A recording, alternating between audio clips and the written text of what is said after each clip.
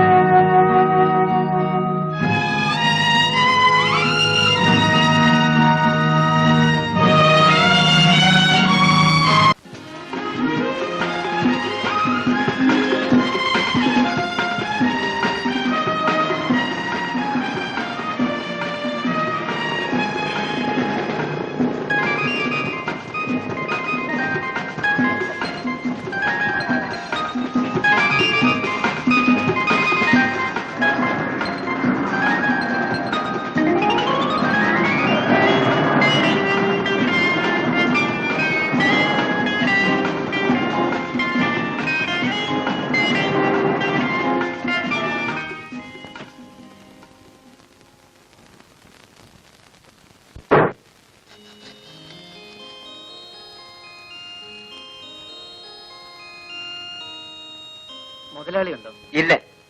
அப்பையா எവിടെ உண்டோ? உள்ள இருக்கு. நீங்க யாரு? ഞാൻ അപ്പയ്യായുടെ ഒരു സുഹൃത്താ. പോക. മധുവിലക്ക് കരുണാനിധി വശനത്തിൽ ജയശങ്കർ നടിക്കും പുതിയ പടം. അപ്പയ്യ. யாரு? ശിവനാ? നീ എപ്പോ വന്നത്? ഇപ്പൊ വന്നതേ ഉള്ളൂ. വരുന്ന വഴിയാ.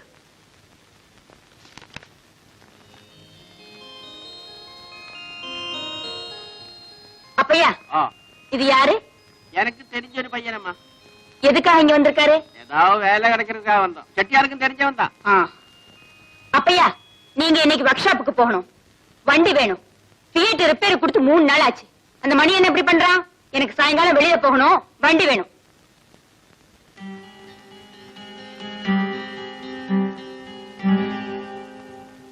അവരേതാ? ചെട്ടിയാർ സംസാരം. ഞാൻ വന്നവർക്ക് ഇഷ്ടമായില്ലെന്ന് തോന്നുന്നു. പിടിക്കില്ലേ? ചെട്ടിയാർക്ക് പിടിക്കാച്ചേ. നല്ല തന്റേടിയാന്ന് തോന്നുന്നു. നീ അതൊന്നും പാക്ക വേണ്ട, വാ. உனக்கு தங்கறதுக்கு வசதியான வேணும். அது நான் ஏற்பாடு பண்ணி கொடுக்குறேன். என்ன சௌக்கியமா இருக்கா? டிஃபின் கிஃபின் எல்லாம் சாப்பிட்டாச்சா? ஸ்ட்ரெயிட்டா அம்பிட்ட வாராவன்.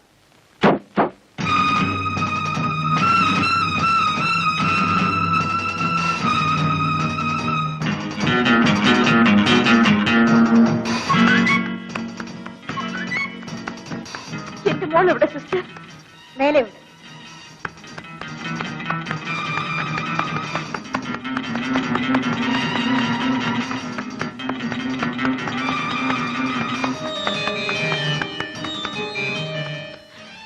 എന്റെ മോൾക്ക് എന്ത് പറ്റി സിസ്റ്റർ? ഒന്നുമില്ല, വിഷമിക്കാതിരിക്കും. ഡോക്ടർ അകത്തുണ്ട്, എക്സാമിൻ ചെയ്യുകയാണ്. എന്റെ മോൾ ഇങ്ങനെ വിഷമിച്ചാണ്.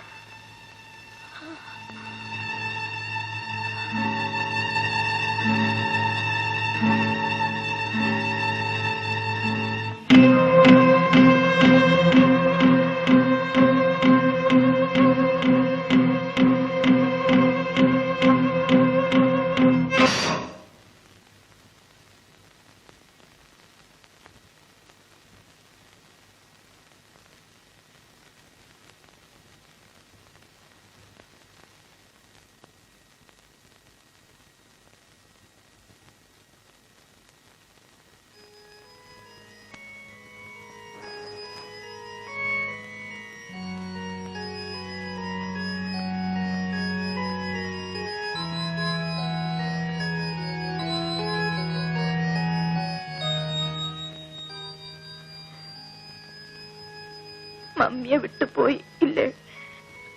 മമ്മി ഒറ്റയ്ക്കാണ് ഇവിടെ നിന്ന് മോൾക്കറിയില്ലേ? മമ്മിക്കിനി ആരുണ്ട് മോളെ? മമ്മി വന്നു മോളെ, മമ്മി തീർച്ചയായും വരാമെന്ന് പ്രോമിസ് ചെയ്തല്ലേ? മമ്മിയോട് ഒരു വാക്ക് പറയാൻ പോലും മോള് കാത്തു നിന്നില്ലല്ലോ.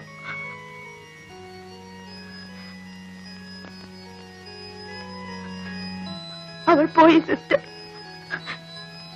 എന്നെ വിട്ടേച്ച് അവൾ പോയി കളഞ്ഞു. നമ്മളിങ്ങനെ ഈ നിലയിലെത്തുമെന്ന് ഞാൻ സ്വപ്നത്തിൽ പോലും വിചാരിച്ചില്ല ശിവേട്ട. നമ്മൾ എവിടെ എത്തി? എങ്ങും എത്തിയില്ല. എത്താനിരിക്കുന്നേ ഉള്ളൂ. ഇനിയും വളരണം, വലുതാകണം. ഈ ലോകം മുഴുവൻ എനിക്ക് വിലയ്ക്ക് വാങ്ങണം. എങ്കിലേ എന്റെ മനസ്സിന് സമാധാനം കിട്ടും. ഈ ശിവേട്ടനൊരു അത്യാഗ്രഹിക്കുക.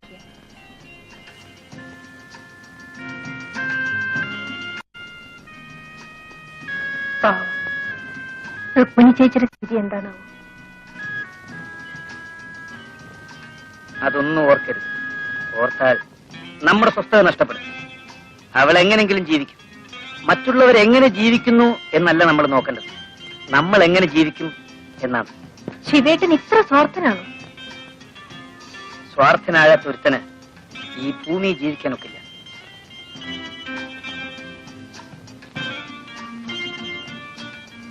நல்லா இருக்கா? അവിടുത്തെ അനുഗ്രഹം കൊണ്ട് ഒന്നിനും ഒരു കുറവുമില്ല.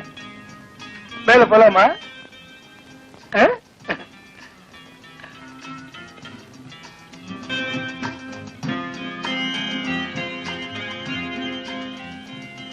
ഉക്കാരപ്പയ്യ. എടാ ശിവു, നീ ഇനി അങ്ങ് മലയാളത്തിൽ പറഞ്ഞേച്ചാ മതി. എടാ കൊച്ചനെ, ഞാൻ പാലാക്കാരൻ മത്തായിയാ. കുഞ്ഞുനാളിലെ വീട്ടിൽ നിന്ന് ഒളിച്ചോടി പോയതാ. ഒരു ജോലി അന്വേഷിച്ച് പല സ്ഥലത്തും നടന്നു. ഒരു ജോലിയും കിട്ടിയില്ല. അവസാനം മദിരാശിയിലെത്തി സിനിമാ നടനായി. ശ്രീരാമ വിജയത്തിലെ നായകനായിട്ട് അഭിനയിച്ചു. ഹനുമാന്റെ വേഷം. പടം 100 ദിവസം ഓടി. നല്ല പേരും കിട്ടി. പക്ഷെ എന്നെ ആർക്കും അറിയാൻ വയ്യ. കാരണം എന്താന്ന് വെച്ചാൽ ഹനുമാന്റെ മോന്ത വെച്ചല്ലേ അഭിനയിച്ചത്. അതുകൊണ്ട് എന്റെ മോന്ത ആരും കണ്ടില്ല.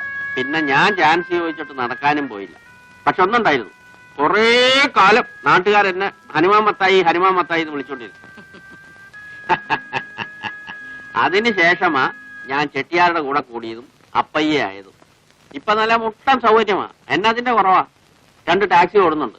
താമസിക്കാൻ ഇതുപോലൊരു ബംഗ്ലാവുണ്ട്. പക്ഷെ ഇതൊക്കെ ഉണ്ടാക്കുന്നത് ആർക്ക് വേണ്ടിയാ? ആദ്യം പണം ഉണ്ടാക്കണം അപ്പയ്യ, ഇഷ്ടം പോലെ പണം. എന്നിട്ട് ആലോചിക്കാം അത് ആർക്ക് കൊടുക്കണമെന്ന്. സ്നേഹിക്കാൻ ആരെങ്കിലും വേണ്ടേ? അന്നുണ്ടാകും, ഞാനുണ്ടാക്കും. சுவாமி, இங்க வேற யாராவது வரதுண்டா? என்ன தவிர ഇവിടെ വേറെ ആര് വരാനാ? சிவன் வேற யாராவது அழைச்சிட்டு வரதுண்டான்னு? ഇല്ല മുതലാളി. இங்க வேற யாரும் வரக்கூடாது. நான் மட்டும்தான் வரலாம். நான் மட்டும். அப்படி வேற யாராவது வரக்கூடியிருந்தா அவங்க தரக்கூடிய பணத்தை உனக்கு சிவனுக்கும் ഇവിടെ ആരും വരില്ല മുതലാളി. മുതലാളി അല്ലാതെ ശിവേട്ടന് ഇവിടെ ആരും പരിചയമില്ലല്ലോ. எனக்கு மட்டுமா இருக்கிற பொண்ணுதான் எனக்கு தேவை. என் அன்பா இருக்கணும், என் தேவைகள் எல்லாம் பார்க்கணும். அந்த மாதிரி ஒரு பொண்ணுதான் எனக்கு தேவை. അതിനൊക്കെ അങ്ങേക്ക് അങ്ങയുടെ ഭാര്യയില്ലേ? ഭാര്യ இருக்கு. அந்த மாதிரி நிறைய பேர் இருக்கு. பட் ஆர்ட்ட இருந்தும் நான் நினைக்கிற மாதிரி அன்பு கிடைக்கல.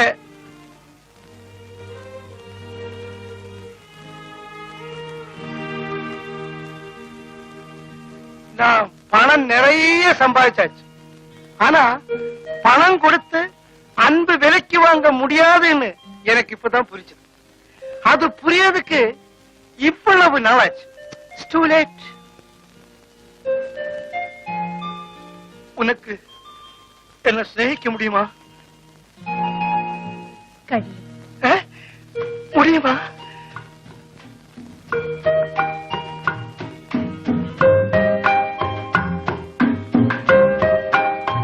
இது நான் உனக்காக கொண்டு வந்தாக்கும். என்ன விலை தெரியுமா? 50,000 ரூபாய். நான் உனக்கு ஏன் தரேன்னு தெரியுமா? நீ எனக்காக மட்டும் இருக்கிறதுக்கு தான். അങ്ങ് ഇപ്പോഴും സ്നേഹം വിലയ്ക്ക് ചോദിക്കുകയാണ്.